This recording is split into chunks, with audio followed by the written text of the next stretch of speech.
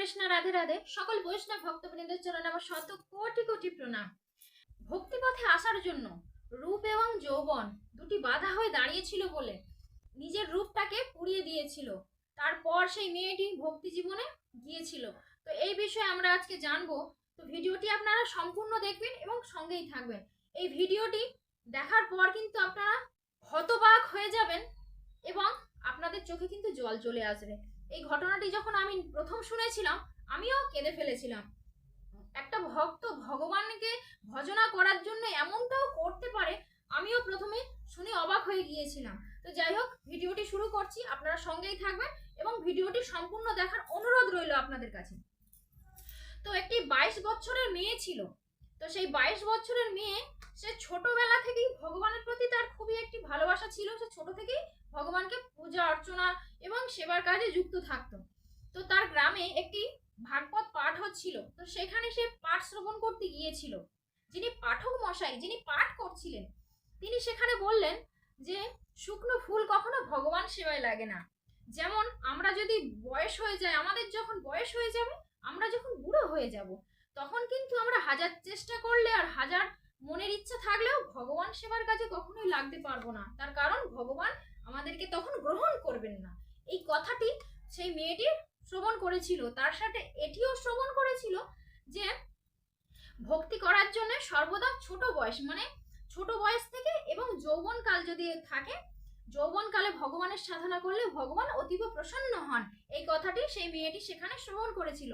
আর তার সাথে এটিও শ্রবণ করেছিল যে বৃন্দাবনে গিয়ে যদি কেউ ভজনা সাধনা করে তো ভগবানের কাছে। তো এই কথাটি শোনার পর সেই মেয়েটি ওখান থেকে পুনরায় গৃহে ফিরে এলো।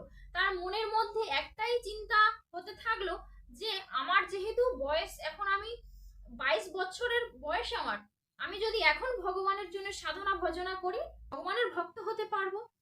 হ্যাঁ, এই বয়সটাই আমার উপযুক্ত। তো সেই কথা সে চিন্তা করে মনস্থির করে সে বৃন্দাবনের উদ্দেশ্যে বৃন্দাবনে গমন করলেন। তো সেখানে এক গুরু মহারাজের সঙ্গে তার সাক্ষাৎ হয়েছিল।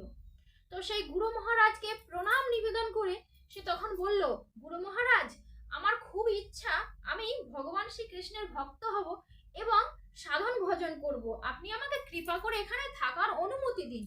তো সেই গুরু মহারাজ তখন বললেন, মৃদু হেসে বললেন যে তুমি এই বয়সে ভগবানের ভজন সাধন করতে এসেছো বা এত তোমার ইচ্ছুক, আমি শুনে খুবই খুশি হলাম। কিন্তু তুমি যেহেতু খুবই সুন্দরী এবং যুবতী, তোমার পক্ষে এখানে থেকে ভজন সাধনা করা সম্ভব নয়। তার কারণ এখানে প্রচুর নানান রকমের মানুষ থাকে। তো কার মনে কি আছে কেউ বলতে পারে না। আর সাধারণত তোমার যা রূপ দেখে যে কোনো মানুষ আকৃষ্ট হয়ে যাবে, তখন তুমি এখানে থেকে ভজন সাধনা করতেও পারবে না এবং তোমার মান সম্মান হানি হবে। তুমি বরং গৃহে ফিরে যাও।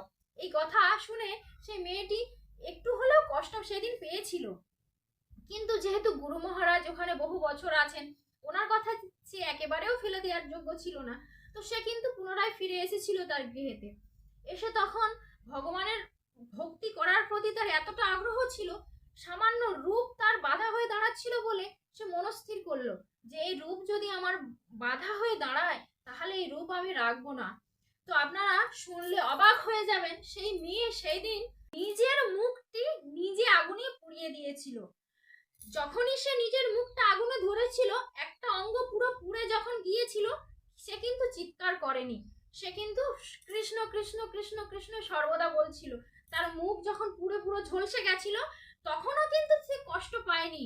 তার একটাই মনে বাসনা ছিল যে না, আমি ভগবানের সাধনা করব, আমি কৃষ্ণ ভজন গাইবো এবং বৃন্দাবনে বাস করব। তার মনে এই সর্বদা এই চিন্তা ভাবনাটা ছিল। তো তারপর ওখান থেকে যেহেতু গুরু মহারাজের কাছ থেকে সে যেহেতু অনেক দিন আগে ফিরে এসেছিল, তো গুরু মহারাজের তার কথা ভুলেই গিয়েছিল, তার কথা তার মনে ছিল না গুরু মহারাজ। তো কয়েকদিন অতিবাহিত হওয়ার পর যখন সেই মেয়েটি পুনরায় যখন মাথায় ঘোমটা নিয়ে যখন গুরু মহারাজের কাছে গিয়েছিলেন, তো তখন গুরু মহারাজকে বললেন, গুরু মহারাজ, আমি এখানে থেকে ভজন সাধন করতে চাই, আপনি আমাকে অনুমতি দিন, আমি এখানে থাকতে চাই। গুরু মহারাজ বলল, তুমি কে? তখন সেই মেয়েটি ঘোমটাটি তুলে বলল, আমি সেই মেয়ে, আমি একদিন আপনার কাছে এসেছিলাম, আপনি আমার রূপ দেখে ফিরিয়ে দিয়েছিলেন, আমি নিজের মুখটা আগুনে পুড়িয়ে দিয়েছি। আমার মধ্যে রূপও নেই আর যৌবনও নেই। তার কারণ আমার রূপের দিকে যদি কোনো পুরুষ তাকায় তো সে ভয়ে আঁতকে উঠবে, তার মধ্যে কাম বাসনা জাগবে না। তো সেই রূপ দেখে গুরু মহারাজ তিনি তার দু নয়নে অশ্রুধারা ঝরতে থাকে আর বলতে থাকে, তুমি এ কি করেছো? তুমি কেমন ভাবে পারলে? তুমি ভক্তি পথে আসার জন্য, ভগবানের ভজন করার জন্য তুমি নিজের মুখটা নিচে আগুনে পুড়িয়ে দিলে। তখন সেই মেয়েটি বলল যে দেখুন, আমার ইচ্ছা আমি ভগবানের সাধনা করব, ভগবানের ভজনা করব। আমার এই রূপ যদি আমার ভক্তি পথে বাধা হয়ে দাঁড়ায় তাহলে আমি কিভাবে করব? গুরু মহারাজ, আপনি আমাকে এখানে স্থান দিন, আমি এখানে থাকতে চাই এবং ভগবান শ্রীকৃষ্ণের রাধারানীর গুণগান গাইতে চাই এবং আপনি আমাকে কৃপা করুন।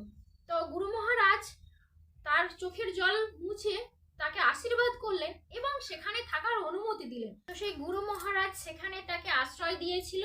তো সেই মেয়েটি মুখ পুড়ে যেহেতু গিয়েছিল, তার তো কোনো আর ভয় ছিল না, মান সম্মানেরও কোনো ভয় ছিল না, কেউ তার দিকে ভয়ে আটকে যেত, কোনো বাচ্চারা যদি তার দিকে তাকাতো, তো মনে মনে কিন্তু সে খুশিই থাকতো।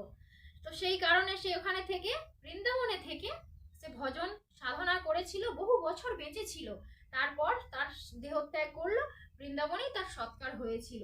এই ভিডিও থেকে আমরা একটা শিক্ষা লাভ করতে পারি যে কি, ভগবানকে পাওয়ার ইচ্ছা যদি আমাদের মনের মধ্যে জাগে, কোনো বাধাই কিন্তু বাধা হয়ে দাঁড়ায় না। আমাদের মনোবলটাকে শক্ত করতে হবে এবং ভগবানের ভক্তি পথে আগিয়ে যাওয়ার জন্য আমাদেরকে আরো বেড়ে যেতে হবে। কোনো কিছুতে থেমে থাকলে হবে না বা কোনো কিছুতে ভয় পেলেও চলবে না, সর্বদা আমাদেরকে আগিয়ে যাওয়ার চেষ্টা করতে হবে। যেমন এই মেয়েটির কাহিনী থেকে আমরা খুবই সুন্দর একটি শিক্ষা পেলাম। সাধারণত আজকালকার দিনে শতকরায় হয়তো একটা দেখা যায় এরকম ভক্ত। তার কারণ আমি বলবো না যে দেখা যায় না, হ্যাঁ দেখা যায়, শতকরায় একটা দেখা যায় এরকম ভক্ত মেলে। তো যাই হোক, ভিডিওটি আপনাদের কেমন লাগলো অবশ্যই কমেন্টে লিখে জানাবেন। হরে কৃষ্ণ, রাধে রাধে, সবাই ভালো থাকবেন এবং ভিডিওটি বেশি বেশি করে শেয়ার করে দেবেন।